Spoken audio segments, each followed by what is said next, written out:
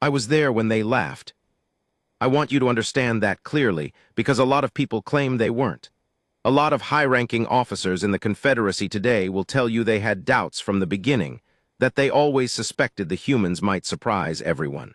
They'll tell you they advocated for a more cautious assessment, that they tried to warn the council. They're lying. I was there in that chamber on that station, in that particular suffocating room with its pale blue overhead strips, and the smell of recycled oxygen that always had a faint metallic edge to it, like someone had left a piece of old pipe sitting in a ventilation shaft for too long. I was there with my datapad and my junior observer's badge clipped to my uniform collar, and I watched every senior officer in that room, decorated veterans, celebrated strategists, beings who had fought wars before my species had learned to read. I watched every single one of them laugh. And not a polite, uncertain kind of laugh either. I mean the real thing. The shoulders shaking, eyes watering, someone actually pounded the table kind of laugh that you never quite forget once you've seen it. The kind that sounds confident right up until the moment everything changes.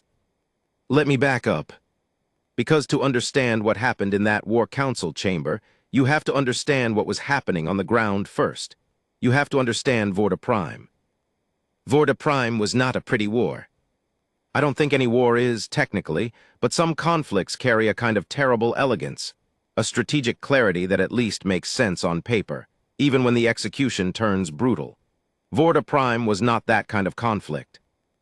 It was a grinding, ugly, multi-front campaign against a distributed insurgent network called the Karath Ascendancy, a loosely connected militant force that had been bleeding Confederacy garrison forces for almost 9 years before anyone at high command finally admitted the situation had become critical. The Karath weren't a traditional military. They didn't hold territory in the conventional sense. They moved through tunnel networks, through civilian supply chains, through the dense urban corridors of Vorta's central hab zones, and through the marshland territories that stretched across the planet's equatorial band, territories that most Confederacy soldiers found functionally impassable. The terrain itself was hostile. The climate was hostile. The population was deeply ambivalent, which in an insurgency means effectively hostile. Supply lines kept getting cut. Reinforcement corridors kept getting compromised. The Confederacy had tried everything. Precision orbital bombardment, effective at destroying infrastructure, completely useless against dispersed tunnel-based fighters.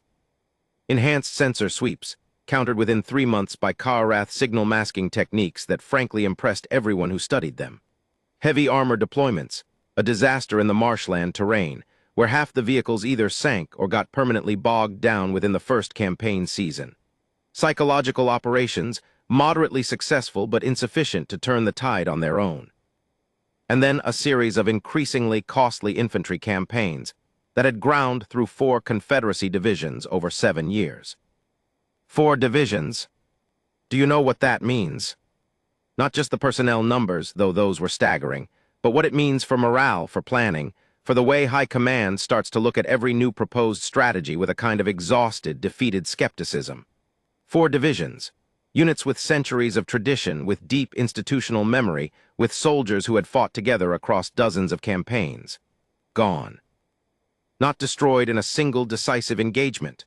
Worn down, attrited, bled 1 ambush and 1 firefight and 1 roadside device at a time, until the divisions that came out the other end barely resembled the ones that had gone in.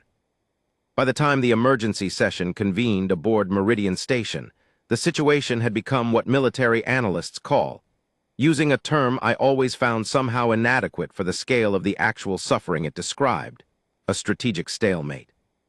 Which is a polite way of saying, we had no idea what to do. The emergency session was convened under Grand Marshal Varun Shankeliath. If you've read any standard histories of the Confederacy's 3rd expansion period, you know the name. Varun was, and I say this without any particular satisfaction, because I deeply respected many things about him, the kind of commander who had risen to the highest levels of military authority by being exceptionally good at a particular kind of warfare that the Karath conflict was specifically designed to resist. He was brilliant at conventional force projection, brilliant at large-scale logistics. He understood fleet engagement better than almost anyone alive, and his handling of the Thavex corridor campaign in the early part of his career was genuinely textbook. The kind of operation they still teach at military academies because it was so clean, so well executed, so perfectly aligned with established doctrine. He was also, and this became increasingly apparent as Vorta Prime dragged on, genuinely uncomfortable with problems that didn't respond to established doctrine. His senior staff reflected this. Most of them were Caliph, like Varun, the dominant species in the Confederacy's upper command structure, tall and thin-limbed with skin that shifted color slightly under emotional stress, and a military tradition built around formalized, ritualized engagement doctrine that went back almost 800 years. When two Caliph armies fought each other, there were literally protocols, accepted frameworks. Things you did, things you didn't do, ways the engagement was supposed to unfold, and a broadly shared understanding across both sides of what constituted an acceptable outcome. The Kyrath had not read those protocols. The humans, who arrived on Vorta Prime approximately 14 months before the emergency session, had read them. They just chose not to follow them either. The humans came as part of a coalition auxiliary request. Earth's Terran Marine Expeditionary Corps, the TMEC, which everyone called simply the Marines, once they'd been around long enough to earn the abbreviation, had submitted a formal proposal to the Confederacy Joint Command approximately 8 months before that, offering to deploy 3 reinforced battalions to the Vorta Prime campaign in exchange for certain treaty considerations that were, to be honest, pretty modest. Access to Confederacy navigational databases in the Outer Rim sectors, some materials exchange agreements, observer status on a handful of technical committees. The proposal had been reviewed by the Joint Command Strategic Assessment Panel, which consisted of 12 senior officers from 9 different species, and their official recommendation, which I had read in full as part of my background preparation for the session, was essentially, sure, why not, we're running out of options anyway. There was a note attached to the recommendation from one of the panel members, a General Ferrith Ossel of the Drevon Strategic Corps, which I remember clearly because I had the particular bad luck to be holding the datapad it was on when Varun happened to read it over my shoulder. Ferrith's note said, "Human military capability should be considered supplemental at best. Their species has no formal training doctrine compatible with Confederacy standards. Their physical parameters are unremarkable. Their technology is approximately 3 generations behind current Confederacy spec.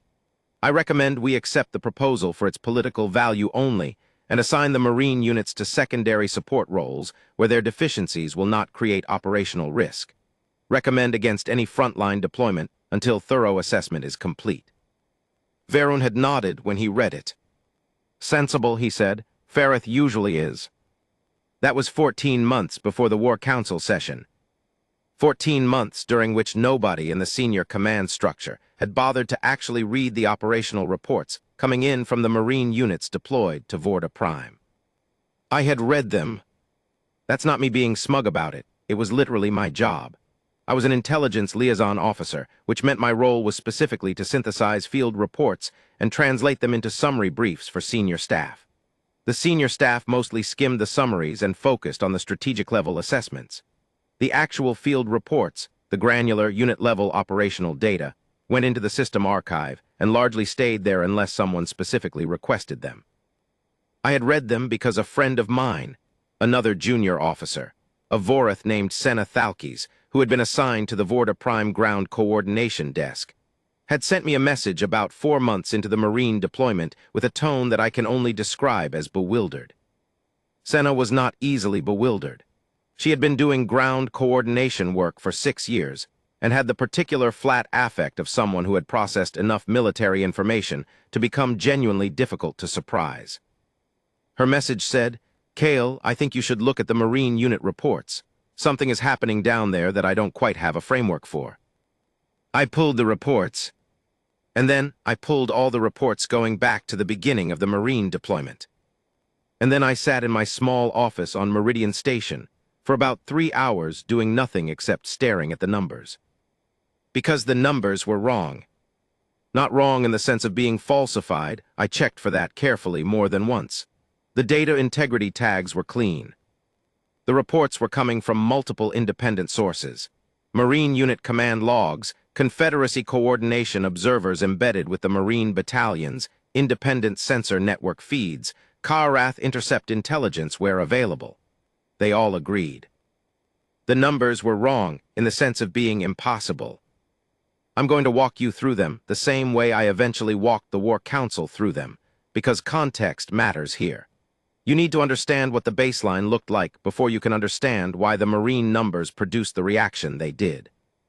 The Confederacy's best infantry units, genuinely their best, the elite formations, the soldiers who had been through the most rigorous training programs the Confederacy had developed over centuries of military experience, were achieving what the doctrine assessors called an acceptable engagement ratio on Vorda Prime. Against CARATH insurgent forces, in the terrain and operational conditions specific to that campaign, the best Confederacy units were losing approximately 1 soldier for every 2.3 CARATH fighters eliminated. 1 to 2.3. That was considered excellent. That was the kind of ratio that got unit commanders commended. The average across all Confederacy formations on Vorda Prime was closer to 1 to 1.7, meaning for every 2 Confederacy soldiers lost, roughly 3 CARATH fighters were eliminated. Still net positive, technically, but not by enough margin to actually win the war given the CARATH's distributed recruitment network and their ability to absorb attrition at rates that Confederacy formations simply couldn't match. The Marines' first month on Vorda Prime, 1 to 11.3. Their second month, 1 to 14.7. By the end of their third month, after they'd been moved from the secondary support role into actual frontline operations, because the Confederacy coordination officers embedded with them had filed increasingly urgent reports saying that keeping them in secondary support was, and I am quoting directly from the filed report here, an active waste of the most effective ground combat asset currently deployed to this theater. By the end of month 3, 1 to 19. 19. 1 Marine lost for every 19 CARATH fighters eliminated. And the numbers kept going up. I need to describe what this looked like in practical terms, because the numbers alone don't capture it fully. The Marine battalions were operating in the equatorial marshland territories, the same terrain that had broken 2 separate Confederacy armored divisions, and that the Doctrine Assessment Panel had specifically flagged as impassable for conventional operations. The Marines went in anyway, on foot mostly, with light equipment loads and some modifications to their kit that I'll get into later. They went into the marshland and they disappeared, from the perspective of CARATH Command Intelligence, for almost 3 weeks. What they were doing during those 3 weeks, the operational logs made clear, was learning. Every Marine unit that went into that terrain spent its first weeks in what their own documentation called terrain familiarization and adaptive doctrine development, which translated, in plain language, to they stopped trying to fight the war the way they'd been trained to fight it, and started figuring out how to fight the war the terrain and the enemy actually demanded. This sounds obvious. It is obvious in retrospect. It was apparently not obvious to anyone else operating on Vorda Prime. The Marines mapped tunnel networks by listening to ground vibrations. They learned CARATH movement patterns not from intelligence feeds, but from physical observation, watching, literally sitting and watching, until they understood how the enemy moved through specific terrain features at specific times. They modified their equipment continuously, cutting down weapons for marsh navigation, waterproofing things that weren't designed to be waterproofed, building improvised elevated platforms for observation posts using local vegetation in ways that were completely invisible to both aerial sensor sweeps and CARATH ground scouts. And then they started fighting, and the kill ratios started climbing. By month 6, they weren't just clearing territory. They were doing something the Confederacy's 4 divisions had never managed in 7 years of operations. They were holding it. Cleared areas stayed cleared. The CARATH network began showing signs, visible in the intercept intelligence, of genuine strain, of units refusing to re-enter zones where Marine patrols operated, of supply chains routing ever longer detours around Marine-controlled corridors. Month 10, 1 to 28. Month 12, 1 to 31. And then came the incident that forced the emergency session. The CARATH Central Command, It took Confederacy intelligence most of the war to even confirm that a central command structure existed, because the Ascendancy's distributed network had been specifically designed to prevent decapitation strikes, made a decision. They massed. 9 years of fighting, the Confederacy had taught them that conventional force works against conventional force. They had watched, apparently with as much bewilderment as anyone, what the Marine battalions were doing to their dispersed network. And someone in the Karath command structure made a calculation. If dispersal wasn't working, concentration might. A massed formation, enough fighters, enough firepower, in a single coordinated strike, might overwhelm even the most effective enemy unit, might break the Marines the way a concentrated hammer breaks something that a slow grind couldn't wear down. They assembled approximately 3,000 fighters, elite units from what the post-action intelligence suggested, the best they had. They hit Marine Forward Operating Base Kessler-Thane at approximately 0200 local time, in conditions of near-zero visibility, because of a heavy marshland fog that their intelligence had apparently told them would degrade the Marines' sensor capability. The battle lasted 4 hours and 17 minutes.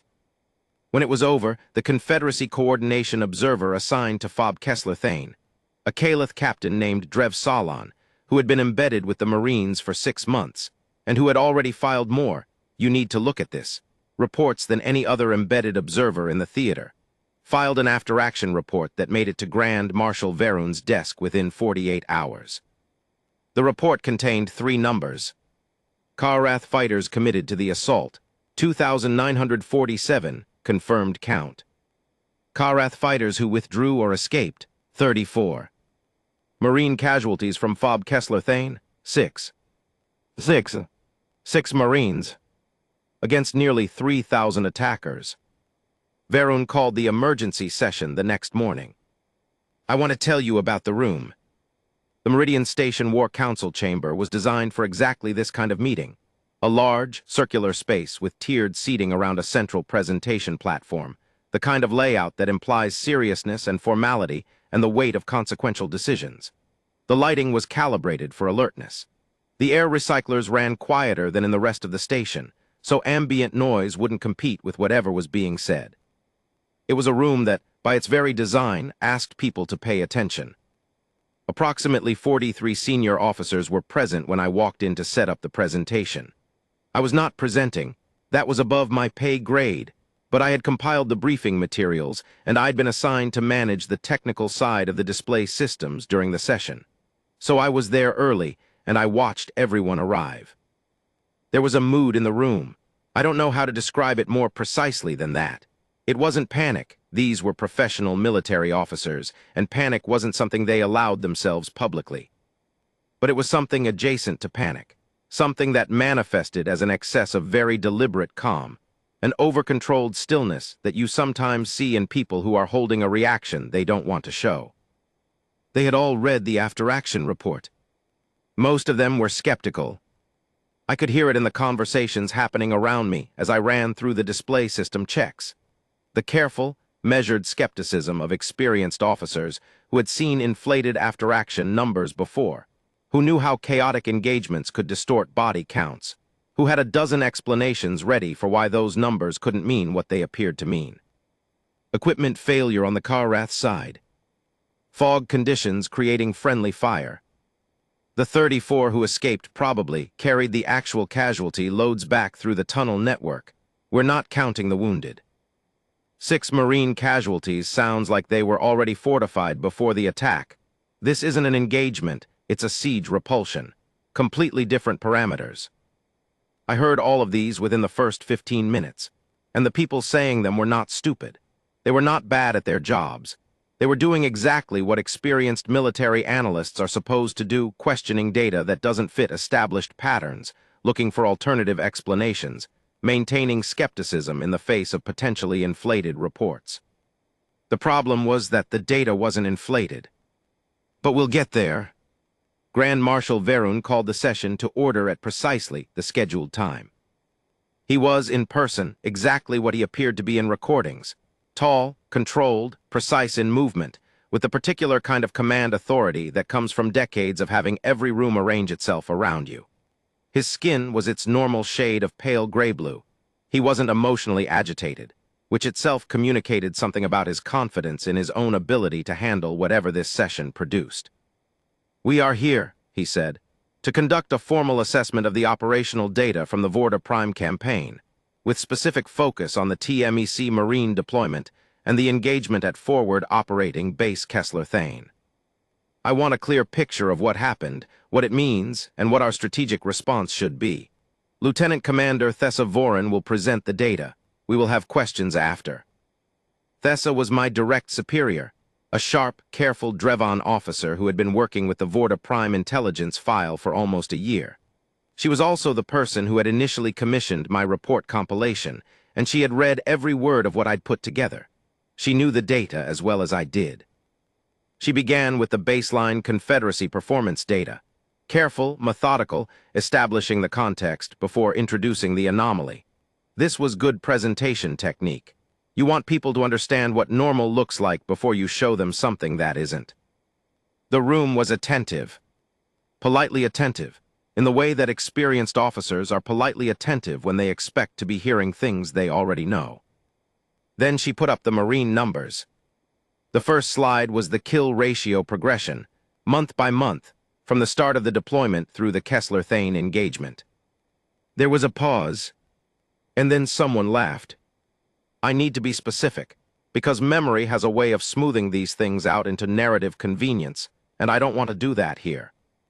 The first laugh was from Sector Admiral Fev Rannick, a Caliph officer with an impeccable combat record and a known skepticism about what he described, in at least 2 documented staff discussions, as coalition theater, the diplomatic deployment of forces whose primary value is political rather than operational. Rannick laughed the way someone laughs when they see a number they find obviously absurd. A sharp, single sound, not long, not extended, but loud enough that it landed in the room and made other people look at him, and then look at the display, and then some of them smile with the particular relief of people who had been worried and have now been handed a reason not to be. "Lieutenant Commander," Rannick said, "I want to make sure I'm reading this correctly. You're presenting Marine kill ratio data from a combat theater, compiled from field reports, without independent verification." Thessa had prepared for this. The data includes independent verification from 14 separate source streams, including 3 Confederacy coordination observers embedded with Marine units, cross-referenced against CARATH, intercept intelligence, and post-engagement site analysis. All of which could reflect the same systematic reporting error, Rannick said. If the Marine Unit Command is inflating their numbers and the embedded observers are relying on Marine Unit reports for their data. The independent site analysis was conducted by Confederacy forensic teams, Thessa said, not by Marine personnel. A small pause. Even so, Rannick gestured toward the numbers. 1 to 31 in continuous insurgent terrain operations. You understand what that would require. I do, Thessa said. That's what the data shows. It's not possible, said someone else. I didn't immediately identify who, because I was watching the room rather than any specific person. Not against a prepared insurgent force in their own terrain. Our best units manage 1 to 2, 1 to 3 on exceptional engagements. This data is corrupted somehow. Another voice, or the CARATH force quality has degraded significantly. The intercept intelligence doesn't support degradation, if anything. Then the counting is wrong. Somehow the counting is wrong. There was more noise now, not quite argument, but the overlapping conversation of people processing uncomfortable information and reaching, collectively, for explanations that would make it comfortable again. Varun let it go on for perhaps 90 seconds, which felt longer. Then he raised a hand and the room went quiet. Let's see the Kessler Thane data, he said. Thessa put up the slide. The 3 numbers. 2,947, 34, 6. The silence that followed was different from the earlier silence. It was a held breath kind of silence. The kind that happens when a room full of professional, experienced people encounters something that none of their professional experience has given them a framework to process. I had seen versions of this silence in intelligence briefings before, moments when data arrives that is simply too far outside expectation to produce an immediate reaction. The brain, I think, needs a second to catch up, to decide whether to accept the input or reject it.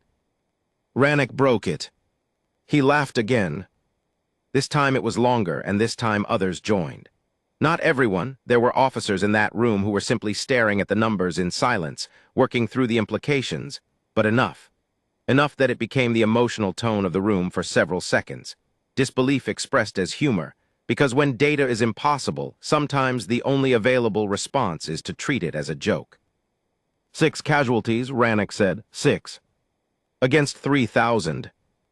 2,947, Thessa said precisely. Yes, of which 34 escaped. Correct. And the rest were, he stopped. He seemed to be doing the arithmetic. 2,913.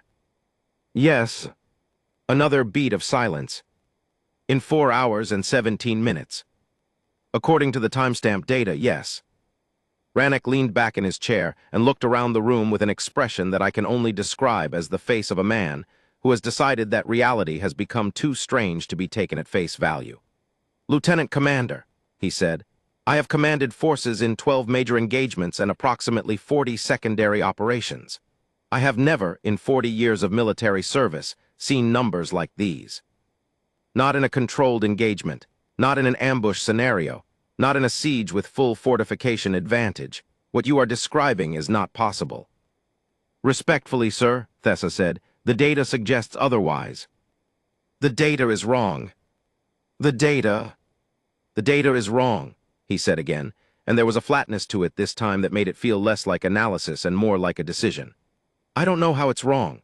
Perhaps the Karath numbers were inflated in their advance intelligence, and the actual attack force was far smaller. Perhaps the engagement created conditions where Karath fighters were causing significant casualties to each other in the confusion, fog, darkness, panic. Perhaps the Marine Unit Command is enthusiastic in their reporting. Whatever the cause, I am telling you that what these numbers describe is not something that actually happened, and I suggest we approach this briefing with appropriate skepticism before we make strategic decisions based on fairy tales. Most of the room, seemed to settle slightly at this. Varun had not laughed. I want to be clear about that. He had not laughed, and he did not settle. He was looking at the numbers with an expression that I could not entirely read, not skepticism exactly, but something more like careful uncertainty. The specific look of a man who wants to dismiss something but can't quite make himself do it. Is there corroborating visual data? He asked. Yes, Thessa said. I have it if the Council would like to review it. Varun looked at the room. The room, I think, expected him to say no, that they'd seen enough, that the numbers were anomalous and would be reviewed through proper channels, and that the strategic discussion could proceed without spending more time on data of uncertain reliability. He said, show us. What came next, the next 45 minutes of that session, I have thought about many times since.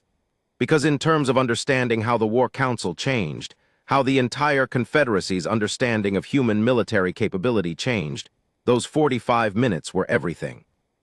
Thessa had prepared visual data from 3 separate engagements before Kessler Thane, and from Kessler Thane itself. She had timestamp verified drone footage, embedded observer recordings, and forensic site analysis imagery. She walked through each one carefully, methodically, without editorializing.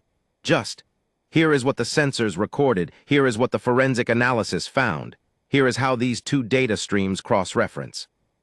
The first pre-Kessler engagement was a tunnel complex clearing operation in the 2nd month of Marine deployment. A Karath tunnel network in the central marshland, 3 levels deep, defended by approximately 40 fighters. Standard Confederacy doctrine for tunnel clearing was to establish perimeter control, introduce atmospheric agents to displace defenders, and then sweep with armored units once the defenders had been forced to surface. The Marines didn't do any of that. They went in, 6 of them, into a 3-level tunnel complex defended by 40 armed fighters. The recording from that operation, captured by a sensor drone that one of the Marines had placed at a key junction before they went in, was 22 minutes long. At the end of it, 4 of the 6 Marines walked out. The other 2 were extracted with injuries, non-fatal, both returned to duty within a week. The Karath defenders, 40 fighters, none of whom came out. The room watched this recording in complete silence. When it ended, nobody laughed. That's 4 Marines versus 40 defenders in a confined underground space, Rannick said. He wasn't dismissing anymore. His voice had changed, not to awe, not yet, but to the particular flat neutrality of someone who is recalibrating and doesn't want to show how much recalibration is happening. In the Karath Tunnel Network.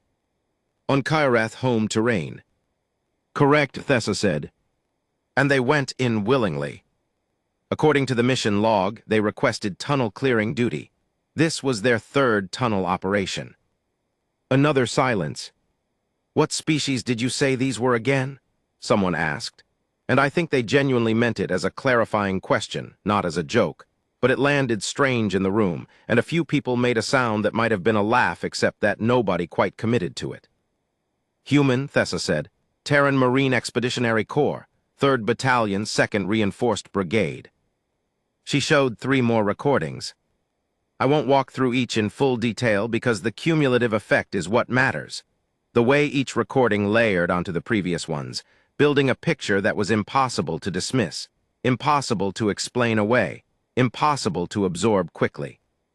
The second recording was a marsh ambush, Marine patrol, 12 soldiers, that had been caught in a Karath pincer movement with approximately 120 fighters. The Marines, rather than attempting to break contact and withdraw as doctrine would suggest, had turned directly into the ambush. The recording showed the engagement from an aerial sensor drone that had been deployed automatically when the patrol's distress beacon activated. What the recording showed was not a unit fighting for survival, in a desperate withdrawal. What it showed, and I watched the faces in the room as Thessa played it, was a unit that had apparently decided, in the middle of being ambushed by 10 times their number, to go on offense. Why are they moving toward the heavier contact? Someone asked. That's a question I also had, Thessa said. The post-action debrief from the Marine Patrol leader is in your briefing packets. He said, and I'm summarizing here, that the ambush formation had a weakness on the side with heavier fire because the Karath fighters on that flank had committed fully to the initial strike rather than maintaining escape route coverage. He said attacking into the heavy contact would collapse the ambush formation faster than withdrawal. He identified that in the middle of an ambush. In approximately 4 seconds, according to his account, he said the formation told him. Rannick was very quiet now. The third recording was from a night engagement, visibility near 0, Marine unit operating in what the sensor data identified as dense marsh vegetation, against a Karath force that had positioned itself believing the vegetation would neutralize the Marines' optical sensor advantage. They were right that it neutralized the optical sensors. What the Karath command had apparently not anticipated was that the Marine unit had spent 3 weeks before this engagement memorizing the terrain by walking it repeatedly, in daylight and in darkness, until they could navigate it without sensor support. The recording was mostly sound, the audio sensors performing better than optical in the dense cover. It was sound and the occasional flash of movement when figures crossed an opening. But the audio told the story. The tactical communication between Marines. Short, precise, almost expressionless, call-outs for position, for movement, for engagement. And the Karath response, which you could hear shifting from controlled and organized to fragmented and confused, in a way that even a non-speaker of the Karath dialect could recognize as the sound of a force losing cohesion. The engagement lasted 11 minutes. The Marine unit, 0 casualties. The room was very quiet after the third recording. And then Thessa put up Kessler-Thane. The Kessler-Thane footage was different from the previous recordings. Not in quality, if anything, it was clearer, because the Marines had established a comprehensive sensor network around the FOB that gave much better coverage than the patrol drone footage from the earlier engagements. It was different in scale. The previous recordings had shown small units, 6, 12, a patrol. Kessler-Thane showed what happens when you put that same capability density into a larger defensive situation, where nearly 3,000 attackers were attempting to overrun a position held by a single company of Marines. I'm not going to describe the footage in tactical detail, partly because some of it remains classified, and partly because I genuinely think the specific technical details would distract from what mattered about watching it. What mattered was the Marines. Not what they did, though what they did was extraordinary, but how they did it. The way they moved, communicated, adapted, the speed of decision-making. The complete absence of what you see in most combat footage, which is the particular kind of hesitation, sometimes just fractions of a second, but visible if you know what to look for. That comes from soldiers processing fear. I'm not saying the Marines weren't afraid. I have no idea whether they were afraid, but fear, if it was there, had been trained so deeply into a functional, operational response that it wasn't visible in their movement or decision-making. What was visible was focus. Extraordinary, sustained, implacable focus, maintained across 4 hours and 17 minutes of continuous engagement against an attacking force that outnumbered them by a factor of more than 20. At one point in the recording, approximately 90 minutes into the engagement, the sensor feed captured a Marine position that had been partially overrun, a section of the FOB's outer perimeter where Karath fighters had breached the defensive line. The standard response to a perimeter breach is to fall back, to consolidate, to establish a new defensive line deeper inside the position. The Marines at that position did not fall back. They counterattacked. 6 soldiers into a breach that had been forced by approximately 100 attackers, and I watched, the room watched, as 6 soldiers collapsed that breach, forced the attacking formation back through the gap, and re-established the perimeter line. In 11 minutes, when the footage ended, the room was silent in a way that it hadn't been since the beginning of the session. Not the polite, anticipatory silence of the opening. Not the skeptical silence that had preceded the first laugh. This was a different kind of silence entirely. I was watching Rannick. I want to be honest about this. I was watching him specifically because he had laughed, and because he was the most senior officer who had laughed, and because I think the most important thing that happened in that room happened on his face over the course of those 45 minutes. It wasn't dramatic. It wasn't a conversion moment where he visibly reversed himself and became a true believer. It was more like watching ice thaw, slow, incremental, almost invisible at any single moment, but unmistakable when you watch the whole progression. By the time the Kessler-Thane footage ended, he looked exactly like a man who had spent his career building a model of what military capability looked like, and had just watched something that didn't fit into that model, and was now engaged in the painful, private work of figuring out what to do about that. Varun spoke first. Questions, he said, not a request, a single flat word that opened the floor. There was a pause, then someone said carefully, "How do they do it?" It was asked quietly, genuinely, without any of the earlier skepticism. Just the question, clean and direct. Thessa nodded. "That's the right question," she said. "And we have some answers, though not complete ones. I'd like to go through what our embedded observers and the intelligence analysis have identified." What followed was another hour of briefing that I think changed the war, though it took another several months for that change to become fully visible in strategic decisions. Thessa walked through everything the embedded observers had documented. The Marine training methodology, what was known of it. Their physical conditioning, genuinely extreme by Confederacy standards, though not because humans were physically superior. Most Confederacy soldier species were stronger or faster. The difference was in tolerance. Marines were trained to operate at the edge of physical failure for extended periods, to make tactical decisions and execute precise action while severely depleted, while injured, while running on minimal sleep, while cold and wet and physically damaged in ways that most Confederacy soldiers were trained to avoid reaching. Their doctrine, Thessa said, appears to be built around an assumption that conditions will be terrible. They don't train for optimal conditions. They train specifically for worst-case conditions, and then they treat normal conditions as an advantage. Someone paused. That's a philosophical difference. It has practical implications, Thessa said.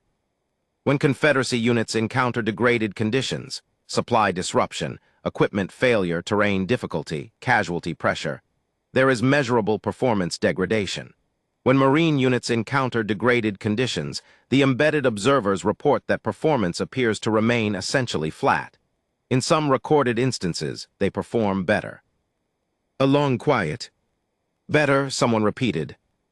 The observer's theory, and I want to be clear this is field observation, not controlled study, is that Marine soldiers are more comfortable in chaos than in order. Their training creates familiarity with worst-case conditions. When worst-case conditions arrive, They're operating in familiar territory. The degraded environment reduces the performance gap between them and their enemy, rather than increasing it. Someone stopped. That seems like a very strange way to build an army. It does, Thessa agreed. It also appears to work. There was a particular moment. I want to describe this carefully because I think it was the actual pivot, the thing that finally broke through in a way that even the footage hadn't quite managed. One of the officers present was Sub-Marshal Corvith Aylan, who commanded the Confederacy's 3rd Combined Arms Division and who had been on Vorda Prime himself for 8 months, 2 years before the Marine deployment. He'd been part of the 3rd Division that had been ground down in the equatorial marshlands. He'd seen it. He'd survived it, though a lot of the soldiers under his command hadn't. Corvith had not laughed. He'd been very still throughout the entire session, watching, listening, not saying much. He raised his hand. Sub-Marshal, Varun acknowledged him. I was in the equatorial marshlands, Corvith said. In the 3rd Division campaign. We lost 2,200 soldiers in 8 months. I know that terrain. I know how the Karath fight in that terrain. He stopped. My question is about the 6 Marines at Kessler Thane, the casualties. Can we review the casualty data? Thessa pulled up the information. 6 Marine casualties from the Kessler Thane engagement. 2 killed. 4 wounded seriously enough to require medical evacuation. The 2 killed, Corvith said. How did they die? Reviewed in the medical examiner's report, Thessa said. Corporal Maya Ferris, orbital insertion, direct contact, defending the breach point on the eastern perimeter. Specialist Tomás Vargas, gunshot wound from range, early in the engagement, forward observation position. Forward observation position, Corvith said slowly.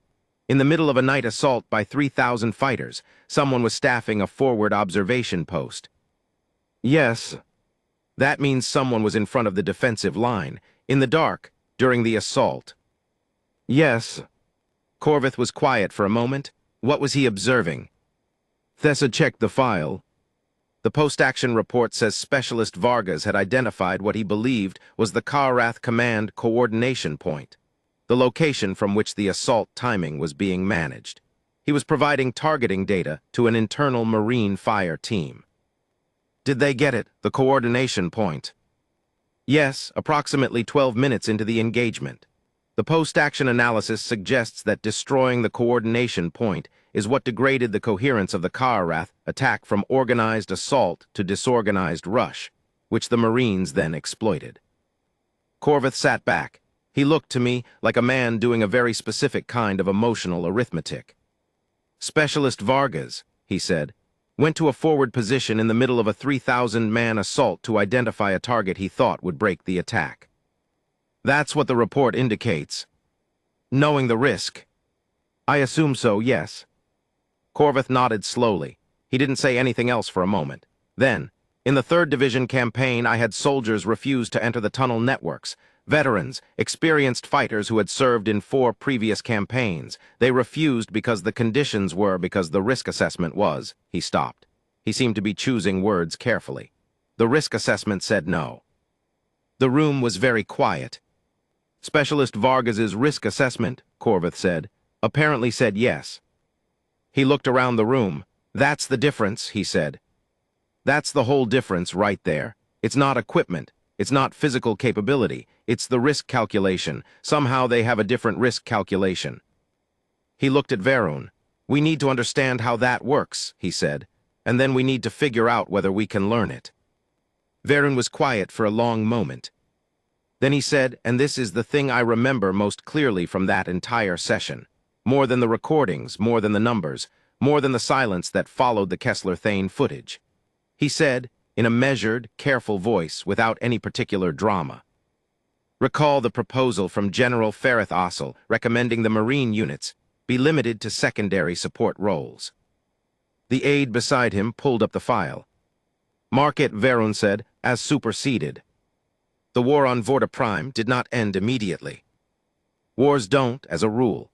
Momentum is a strange thing in military affairs. You can change direction, you can change approach. You can change everything about your strategic framework, and the actual physical facts on the ground take time to catch up. The Karath Ascendancy had 9 years of deeply embedded network infrastructure, loyalist civilian support, territorial familiarity. You don't dismantle that in a week regardless of how good your soldiers are. But it ended faster than anyone had projected. The projections, before the emergency session, had suggested another 4 to 7 years of attrition before the Karath network degraded enough to accept a negotiated settlement. After the session, after the decision to restructure the entire Vorda Prime campaign around Marine tactical leadership, with Confederacy units operating in a support and consolidation role rather than the frontline role they'd occupied, the actual timeline was 16 months. 16 months to final Karath network collapse and cessation of organized resistance. I won't claim the Marines did it alone. That would be false. What they did was change what was possible, establish by demonstration that the Karath network could be taken apart, and then provide the tactical methodology for doing it. Confederacy units adapted. Slowly, with resistance from officers who found the Marine approach culturally dissonant, with friction and misunderstanding, and at least 2 genuine crises of military coordination that nearly undermined the whole thing. But they adapted.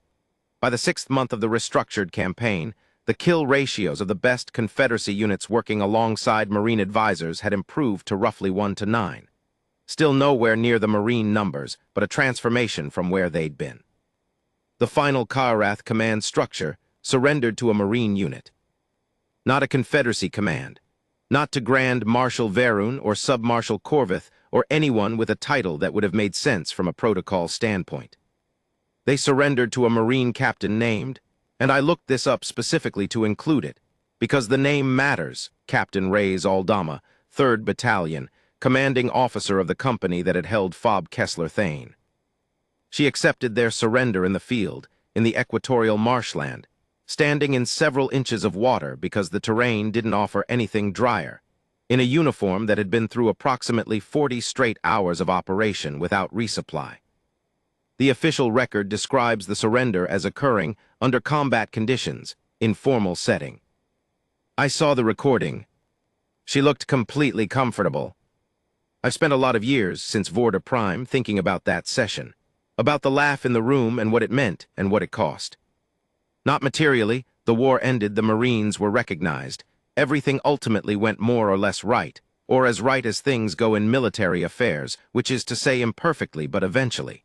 The laugh didn't cost us the war. But it cost time. It cost the weeks and months of the Marine deployment that were wasted in secondary support roles because the senior command structure couldn't bring itself to trust data that contradicted its expectations. It cost the additional casualties, Confederacy and Marine both, that happened in that period.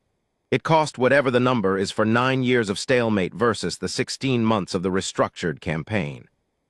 And it cost Specialist Tomás Vargas, who went to a forward observation post in the dark so he could find the shot that would break a 3,000-man assault, and who did not come home. The laugh cost Tomás Vargas. I don't say that to be melodramatic. I don't actually know that the timeline would have changed his specific fate. He died in Kessler Thane, and Kessler Thane happened the way it happened regardless. But I think about the principle of it. How many Tomás Vargases were out there in the secondary support assignments, doing logistics and security patrol and holding quiet perimeter positions, while the war that might have needed them and ended sooner went on without them? How many of them came home, and how many didn't, and whether the laugh in that room changed the math on any of it. Rannick was not a bad person. I want to be clear about that too, because this isn't a story about a villain. Rannick was a gifted military officer, a competent strategist, someone who had made genuinely excellent decisions in conventional military contexts. He laughed because the data broke his existing model, and when the data broke your existing model, the first instinct, the very human, very understandable instinct, is to doubt the data rather than the model.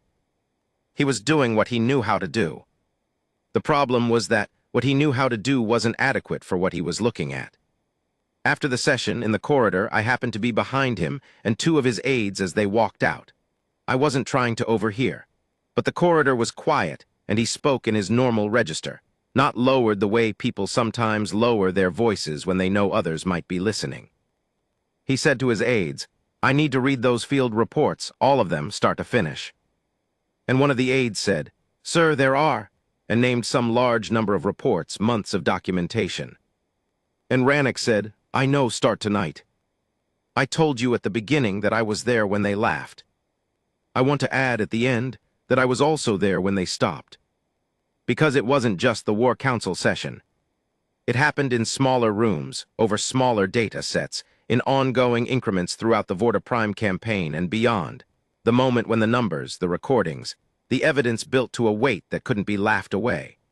When the model cracked and the reality came through, and the only thing left to do was adjust.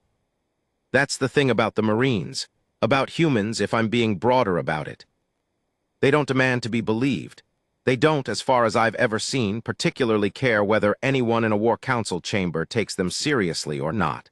They have their mission and they go do it, and the numbers come in, and the numbers don't need anyone to defend them. The numbers are just the numbers. It was 1 kill ratio. 1 engagement. 4 hours and 17 minutes. 3 numbers on a slide in a room where people had just stopped laughing. And it changed everything.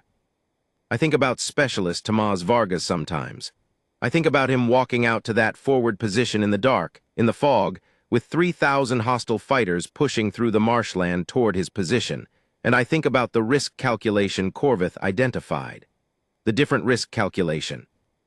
I don't know exactly what Vargas was thinking. I've read the unit's post-action debrief. The surviving Marines described him as quiet, methodical, someone who didn't talk much but noticed everything. One of them said, "Tom always saw the thing nobody else saw yet." Another said, "He hated leaving a job half done."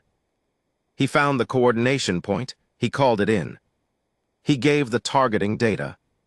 He left the job done. The fog lifted from the equatorial marshland the next morning, according to the environmental logs. The sun came up on Vorta Prime like it did every morning, like it had for 4 billion years before the war started, and would for billions more after it ended. Fob Kessler Thane was still standing.